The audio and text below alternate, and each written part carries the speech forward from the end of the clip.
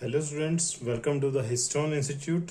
तो लास्ट की वीडियो के अंदर हमने यहाँ तक देखा कि लिविंग ऑर्गेनिज्म की डेफिनेशन क्या हो सकती है। तो नेक्स्ट टॉपिक हम शुरू करने जा रहे हैं, व्हाट इज लिविंग सेल। ठीक है, ये एनसीईआरटी के अंदर आपको क्लियरली दे रखा है। ठीक है, अब देखिए, जिस वर्ड के अंदर हम रहते हैं तो उसको हम क्या बोलते हैं, लिविंग वर्ड। क्या बोलते हैं उसको, लिविंग वर्ड। क्योंकि यहाँ पे हम बात करने वाले हैं लिविंग ऑर्गेनिज्म की जो स्पीसीज होती हैं, उन स्पीसीज की बात करने वाले हैं। तो इसलिए हमने वर्ड के आगे क्या लगा दिया, लिविंग, लिविंग वर्ड।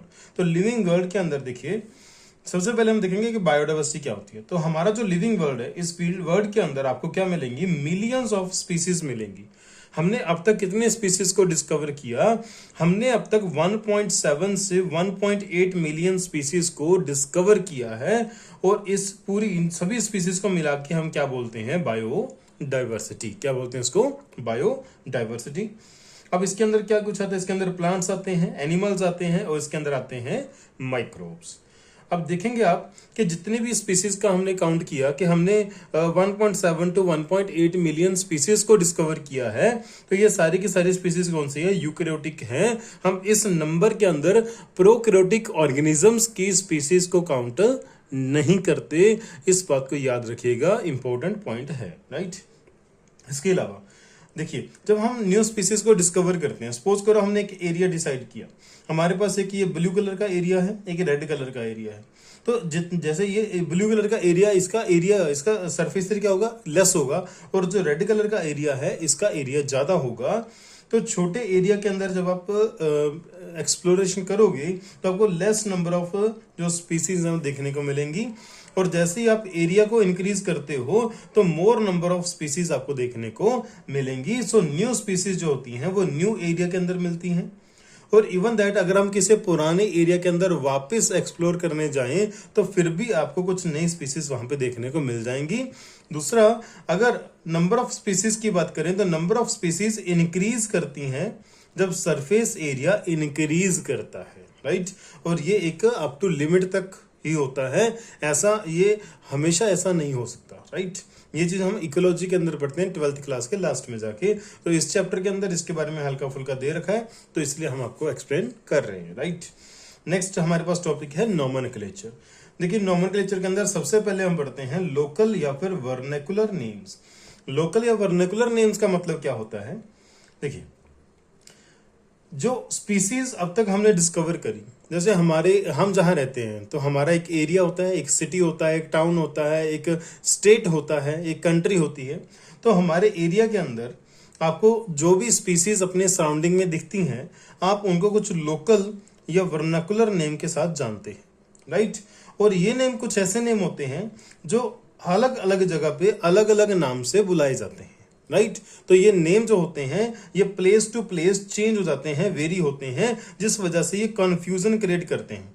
ठीक है, अब सपोज करो हम एक एग्जांपल से बात करते हैं। कैलोट्रोपिस आप सब जानते हो, कैलोट्रोपिस क्या होता है। तो कैलोट्रोपिस को राजस्थान में क्या बोलते हैं, आंख बोलते हैं, आंख बोलते हैं। हरियाणा के अंदर क्या बोलते हैं, अकड़ा। हरियाणा के अंदर क्या बोलते हैं, इसको अकड़ा बोलते हैं।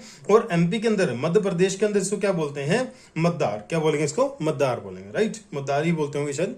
तो अब देखिए बाकी प्रोनाउंसिएशन क्या है तो आप थोड़ा समझ लीजिएगा। तो अलग अलग स्टेट्स में अलग अलग लैंग्वेज में जो है कि जो कैलोट्रोपिस है उसको अलग अलग नाम से बुलाया जाता है। तो आप जब राजस्थान के अंदर कैलोट्रोपिस को आंख बुला रहे हो तो वहां पे अगर हरियाणा में जाके आंख वर्ड यूज करोगे तो किसी को समझ नहीं आएगा कि आप किसके बारे में बात कर रहे हो। आप मध्य प्रदेश में जाके अगर आंख बोलोगे तो किसी को समझ नहीं आएगा कि आप किसकी बात कर रहे हो, कैलोट्रोपिस की बात कर रहे हो या किसी और की बात कर रहे हो, राइट। तो ये जो लोकल नेम होते हैं ये लैंग्वेज के साथ और प्लेस के साथ चेंज हो जाते हैं, इस वजह से कंफ्यूजन क्रिएट करते हैं। तो इन कंफ्यूजन से बचने के लिए हमने एक स्टैंडर्डाइजेशन बनाया। हमने क्या बनाया, एक स्टैंडर्डाइजेशन बनाया। भाई किसी भी ऑर्गेनिज्म को पूरे वर्ल्ड के ऊपर एक सिंगल नेम से, सेम नेम से ही जाना जाएगा ऑल ओवर द वर्ल्ड। एक ऐसा स्टैंडर्ड हमने बनाया उन कंफ्यूजन को दूर करने के लिए, राइट। अच्छा, तो इस प्रोसेस जो है इस स्टैंडर्डाइजेशन की, कि हम एक स्टैंडर्डाइजेशन से ऑर्गेनिज्म का एक नाम फिक्स करेंगे जो कि पूरे वर्ल्ड के ऊपर एक ही चलेगा, इस प्रोसेस को बोलते हैं नोमेनक्लेचर। क्या बोलते हैं इसको, नोमेनक्लेचर बोलते हैं। और ये नोमेनक्लेचर को हम किसके हिसाब से करते हैं, जिस भी ऑर्गेनिज्म का आपको नोमेनक्लेचर करना है आप उस ऑर्गेनिज्म को पहले अच्छे से डिस्क्राइब करोगे, उसके फीचर्स को, उसके कैरेक्टर्स को अच्छे से स्टडी करोगे। स्टडी करने के बाद आप उनको क्या करोगे, उनका एक फिक्स नेम रखोगे जो कि पूरे वर्ल्ड के ऊपर एक ही होगा। और डिस्क्राइब करना, ऑर्गेनिज्म को अच्छी तरह से डिस्क्राइब करना, this is known as identification. This is known as identification. अब हमारे पास कुछ अथॉरिटीज हैं और जिनके पास कुछ सेट ऑफ रूल हैं जो कि नेमिंग करने के लिए फॉलो किए जाते हैं, नेमिंग करने के लिए होते हैं, राइट। फॉर एग्जाम्पल अगर मैं बात करूं प्लांट्स की, तो प्लांट्स के लिए हमारे पास कौन सी अथॉरिटी है, आईसीबीएन। आईसीबीएन की फुल फॉर्म क्या है, international code for botanical nomenclature. Botanical यानी कि बोटेनिकल मतलब plants, international code for botanical nomenclature. और एनिमल्स की बात करूं तो international code of zoological nomenclature. Bacteria की बात करें तो international code for nomenclature of bacteria. Next virus के लिए international code for viral nomenclature. और अगर कल्टीवेटेड प्लांट्स की बात करें, देखिए प्लांट्स और कल्टीवेटेड प्लांट्स को अलग अलग अथॉरिटी नाम देती है। तो कल्टीवेटेड प्लांट्स के लिए होती है international code for nomenclature of cultivated plants, right. तो ये आप इनको याद करेंगे, ये दोनों आपके एनसीईआरटी के अंदर गिवन है। तो ये बैक ईयर पेपर्स के अंदर जिनके बारे में क्वेश्चंस पहले आ चुके हैं, तो इसलिए हमने यहाँ पे इसको ऐड कर दिया कि हो सकता है कि मान लो कि नेक्स्ट ईयर आपको एग्जाम में पूछ लिया जाए तो आपको ऐसे कंफ्यूजन ना हो। तो ये दोनों आपके एनसीईआरटी में है, पहले दोनों, राइट। और याद रखना बोटेनिकल के अंदर फॉर वर्ड दिया गया है और जूलॉजिकल के अंदर ऑफ वर्ड दिया गया है। इन दोनों को बड़े ध्यान से पढ़ना, मे भी इसके ऊपर कुछ वो क्वेश्चन बना दे एनटीए वाले, राइट। ओके, नेक्स्ट चलते हैं आगे, बाइनोमियल नोमेनक्लेचर। अब तक हमने क्या पढ़ा, हमने पढ़ा लोकल या वर्नेकुलर नेम, अब हम पढ़ने वाले हैं बाइनोमियल नोमेनक्लेचर। इस बाइनोमियल नोमेनक्लेचर के अंदर बाई का मतलब होता है टू, नोमियल का मतलब होता है कंपोनेंट या फिर नेम्स। यानी कि इस नोमेनक्लेचर के अंदर हम ऑर्गेनिज्म को, हर एक स्पीसी को हम दो नाम से बुलाएंगे, यानी कि दो वर्ड को मिला के एक नाम दिया जाएगा। और ये जो रूल है ये किसने बनाई, ये कैरोलस लिनियस ने। यानी कि बाइनोमियल नोमेनक्लेचर की जो ये प्रोसेस है ये किसने दी, ये कॉन्सेप्ट किसने दिया, कैरोलस लिनियस ने। फॉर एग्जाम्पल हम बात करने वाले हैं मैंगो की, हम बात करने वाले हैं फलों के राजा मैंगो की बात करने वाले हैं, राइट। मैंगो का बाइनोमियल नेम क्या होता है, मैंगीफेरा इंडिका। अब मैंगीफेरा इंडिका के अंदर जो सबसे पहला जो हमारे पास ये वाला वर्ड है, इस वर्ड को हम बोलते हैं जेनेरिक नेम। और जो पीछे वाला वर्ड है इसको हम बोलते हैं स्पेसिफिक एपिथेट, यानी कि ये स्पीसीज के बारे में बताता है। ओके, उसके बाद जो जीनस का नेम है, जेनेरिक नेम, यानी कि जीनस का जो नेम होता है उसका पहला लेटर क्या मिलेगा आपको, फर्स्ट लेटर आपको कैपिटल मिलेगा। लेकिन आपका जो स्पीसीज है उसका फर्स्ट लेटर और बाकी के लेटर सारे के सारे लेटर क्या मिलेंगे, स्मॉलर मिलेंगे, कि इन स्पीसीज के अंदर कोई भी लेटर आपको कैपिटल नहीं मिलेगा। दूसरी बात, ये जो नेम होते हैं जैसे मैंगीफेरा इंडिका, ये जो नेम होते हैं या तो ये लैटिन भाषा से लिए जाते हैं, अगर लैटिन भाषा से ना लिए जाएं, कहीं और से लिए जाएं, तो उनको हम उस लैंग्वेज के जो हमने वर्ड सेलेक्ट किया है उसको पहले लैटिन में कन्वर्ट करेंगे, फिर उसको हम बाइनोमियल नोमेनक्लेचर के अंदर इंक्लूड करेंगे। यानी कि बाइनोमियल नोमेनक्लेचर में जो भी वर्ड आपको मिलेगा वो लैटिन का ही मिलेगा, या तो लैटिन का होगा या फिर लैटिन के अंदर कन्वर्ट किया हुआ मिलेगा, ठीक है। उसका ओरिजिन कहीं से भी हो, वो मैंगो हो या कोई दूसरी स्पीसी हो, एनिमल हो, कुछ भी हो, वो कहां से है इससे कोई फर्क नहीं पड़ता, उसका ओरिजिन क्या है कोई फर्क नहीं पड़ता। लेकिन जो उसका नेम होगा, उसके जो वर्ड होंगे वो लैटिन के होंगे या लैटिन में कन्वर्ट किए हुए होंगे, राइट। इसके अलावा जब भी हम बाइनोमियल नेम्स को लिखते हैं, या तो इनको हम इटैलिक्स में लिखते हैं, या तो हम इसको कहां लिखते हैं, इटैलिक्स में लिखते हैं। देखिए, अगर हम लिखना हाथ से लिखेंगे तो हमें तो इटैलिक्स लिखना नहीं आता, तो हम तो सिंपल इंग्लिश में लिखते हैं। तो अगर आप हैंड रिटन बाइनोमियल नेम लिख रहे हैं तो आपको क्या करना है, जीनस के नेम को और स्पीसीज के नेम को अलग अलग अंडरलाइन करना है, ठीक है, क्योंकि हम इटैलिक्स में नहीं लिख सकते। अगर आप टाइपिंग करते हो तो टाइप करते टाइम आप इसको कैसे लिखोगे, आप इटैलिक्स में इसको टाइप कर सकते हो, राइट। ठीक है। अब इटैलिक्स में लिखने का मतलब क्या है, इटैलिक्स में क्यों लिखते हैं, इटैलिक्स में इसलिए लिखते हैं क्योंकि इटैलिक्स हमें बताती है कि इन शब्दों का जो ओरिजिन है वो कहां से है, वो लैटिन भाषा से है, लैटिन लैंग्वेज से है, राइट। अब आपने एक चीज देखी होगी कि हमने मैंगीफेरा इंडिका के पीछे लिन LINN डॉट, ये लिन लिखा हुआ है, ये लिन किसका नाम है, ये ऑथर का नाम है, या फिर मान लो कि मैंगो की डिस्कवरी जिसने करी उस डिस्कवरर का ये नाम है, राइट। तो ये नाम लिखना जरूरी नहीं होता, अगर आप चाहो तो लिख सकते हो, नहीं तो नहीं भी लिख सकते। तो अगर आपने साइंटिस्ट का नाम लिखना है, ठीक है, तो स्पीसीज के नाम के पीछे लिखा जाएगा, एब्रीवेटेड फॉर्म में लिखा जाएगा और रोमन स्क्रिप्ट में लिखा जाएगा। रोमन स्क्रिप्ट में लिखने की वजह से ना तो इसको इटैलिक्स में लिखने की जरूरत है और ना ही इसको अंडरलाइन करने की जरूरत है। ये चीज याद रखिएगा, एनसीईआरटी है ये पूरी, आपको एग्जाम में पूछा जा सकता है। बड़ा सिंपल है, कुछ टेक्निकल नहीं है इसके अंदर, 2 4 5 सिंपल सीधी सादी बातें हैं, क्वेश्चन बन के आ सकता है, आपको अच्छे खासे नंबर दिलवा देगा ये, राइट। नेक्स्ट कुछ क्वेश्चंस हमारे पास। The process of naming of living organism is called, living organism को नेम देने की प्रोसेस को क्या बोलते हैं, नोमेनक्लेचर। तो हमारा आंसर क्या आएगा, third option. ICBN stands for, हमने ICBN, ICZN, ICVN ऐसे करके 5 टर्म की फुल फॉर्म देखी, तो हमारे पास आएगा इंटरनेशनल कोड फॉर, यहाँ पे 4 आएगा, बोटेनिकल है, 4 आएगा बोटेनिकल नोमेनक्लेचर, तो हमारे पास यहाँ पे आंसर आएगा फोर्थ ऑप्शन, राइट।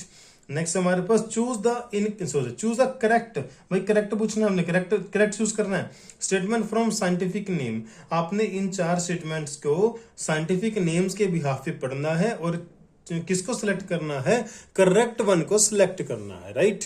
तो पढ़ते हैं पहली statement, they ensure that each organism has only one name, ये बिल्कुल सही बात है जी। बायोलॉजिकल नोमेनक्लेचर जो है या बायनोमियल नोमेनक्लेचर जो है वो इंश्योर करता है कि एक ऑर्गेनिज्म का या एक स्पीसी का, मतलब एक स्पीसी का एक ही नाम होगा, बिल्कुल सही लिखा है। Description of any organism should enable the people to arrive at the same time, भाई हम जो नोमेनक्लेचर करते हैं वो डिस्क्रिप्शन के बेसिस पे करते हैं, तो डिस्क्रिप्शन कुछ ऐसी होनी चाहिए, ठीक है, ये भी साइंटिफिक नेम के अंदर ही आता है कि डिस्क्रिप्शन कुछ ऐसी होनी चाहिए कि जो पढ़ने वाला इंसान है वो ऑटोमेटिकली उसी नाम पे पहुंचे, वो कहीं कंफ्यूज होके उस ऑर्गेनिज्म का नाम कोई दूसरा ना बता दे, राइट।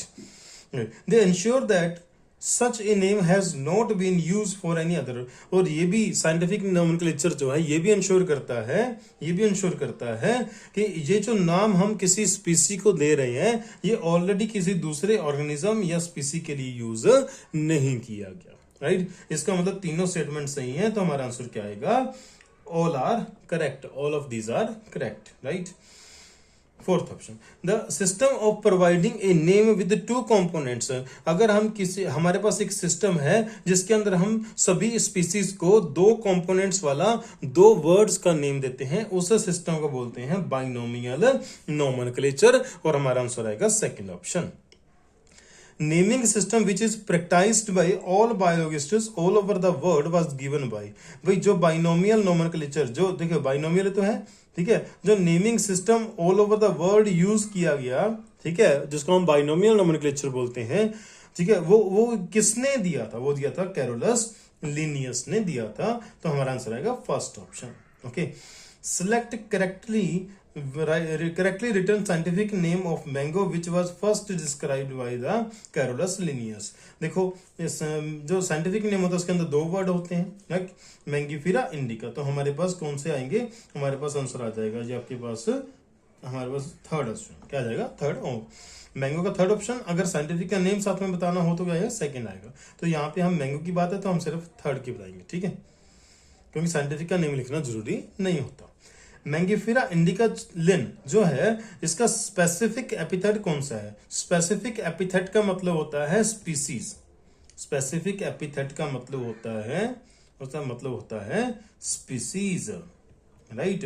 तो बताओ इस नाम के अंदर स्पीसीज या नेम कहाँ है, सेकंड ऑप्शन में, तो second is the right option, second is the right option. Choose the incorrect statement. हमें अब इन चारों में से इनकरेक्ट को ढूंढना है। ध्यान दें, क्वेश्चन के अंदर जब करेक्ट और इनकरेक्ट पूछा जाता है तो पहले आप अच्छे से उसको देख लें कि भाई करेक्ट पूछा है या इनकरेक्ट पूछा है, क्योंकि क्वेश्चन आते हुए भी हम गलत कराते हैं और इससे नंबर और रैंक दोनों खराब हो जाते हैं। तो प्लीज आप इस चीज का ध्यान दें कि भाई हमें करेक्ट पूछा है या इनकरेक्ट पूछा है। ठीक है, तो इस स्टेटमेंट के अंदर इनकरेक्ट पूछना है। किसके बारे में? About rules of nomenclature. Nomenclature के जो रूल होते हैं उसके बारे में कौन सी स्टेटमेंट इनकरेक्ट है, तो आपको ये बताना है। Right. Biological names are generally given in Latin. Yes, जो नेम होते हैं वो लैटिन में होते हैं, लिखे जाते हैं इटैलिक्स में, होते हैं लैटिन में। Right. The first word is biological name represents genus. तो पहला नेम होता है वो जीनस होता है, बिल्कुल सही लिखा है। दूसरा नेम जो सेकंड कंपोनेंट जो होता है वो स्पेसिफिक एपिथेट होता है, बिल्कुल सही लिखा है। तो ये दोनों स्टेटमेंट सही है अब तक। When hand written both words of biological name are separately underlined, ये भी सही लिखा है। हमसे पूछा गया इनकरेक्ट और अभी तक सारे करेक्ट हैं। Both words of biological name start with capital, नहीं, देखिए जो हमारा जेनरिक नेम होता है या जीनस का जो नेम होता है वो कैपिटल लेटर से शुरू होता है, लेकिन स्पीसीज का जो नेम होता है वो स्मॉल लेटर से होता है। सो दोनों का स्टार्टिंग कैपिटल लेटर से नहीं होता, तो ये गलत है। So this is the right option, क्योंकि ये स्टेटमेंट गलत है। हमसे इनकरेक्ट पूछा था, ये इनकरेक्ट है, क्योंकि जीनस तो कैपिटल लेटर से शुरू होती है, स्पीसीज का नेम कैपिटल लेटर से शुरू नहीं होता, तो एक गलत स्टेटमेंट है और हमारा राइट ऑप्शन बनेगा। इसके बाद हमारे पास क्या है, लास्ट क्वेश्चन है जी इस वीडियो का। ठीक है, which of the following is against the rule of ICBN. ICBN के रूल के अगेंस्ट कौन सी स्टेटमेंट है? Hand written scientific name should be underlined. Yes, अगर हम साइंटिफिक नेम को हैंड रिटन हाथों से लिखते हैं तो हम इटालिक्स नहीं लिख पाएंगे, हम तो सिंपल इंग्लिश लिख पाएंगे, तो हम उसको अंडरलाइन करेंगे separately. Every species should have a generic name and a specific epithet, बिल्कुल ठीक है। हर एक स्पीसी का एक जेनरिक नेम होना चाहिए और एक स्पीसीज का नेम होना चाहिए, स्पेसिफिक एपिथेट होना चाहिए। Scientific name are in Latin and should be italicised, और उसको इटैलिक्स में लिखा जाता है।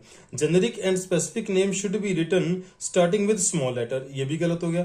अब जेनरिक नेम कैपिटल से शुरू होता है, स्पीसीज नेम स्मॉल से शुरू होता है, तो दोनों ही स्मॉल से होंगे, ऐसा गलत है। तो उनसे क्या अगेंस्ट पूछा था? अगेंस्ट यानी कि इनकरेक्ट पूछा एक प्रकार का, तो हमारा fourth option is the right option. Right. तो इस वीडियो के अंदर इतना ही। आई होप कि आपको ये वीडियो अच्छी लगी होगी। अगर आपको अच्छी लग रही है तो प्लीज लाइक करें, कमेंट करें, शेयर करें अपने दोस्तों के साथ, ताकि हमें और अच्छा कंटेंट और अच्छे क्वेश्चंस देने की मोटिवेशन मिले आपको। ठीक है, और नेक्स्ट वीडियो के अंदर हम टैक्सोनॉमी पढ़ेंगे। मैक्सिमम हम 2 वीडियोस और बनाएंगे इस चैप्टर की, और ये चैप्टर खत्म हो जाएगा। ठीक है, बने रहिए हमारे साथ। ठीक है, हिस्टोन आपको पूरी तैयारी करवा के देगा बायोलॉजी की for NEET 2026। Thank you, have a nice day.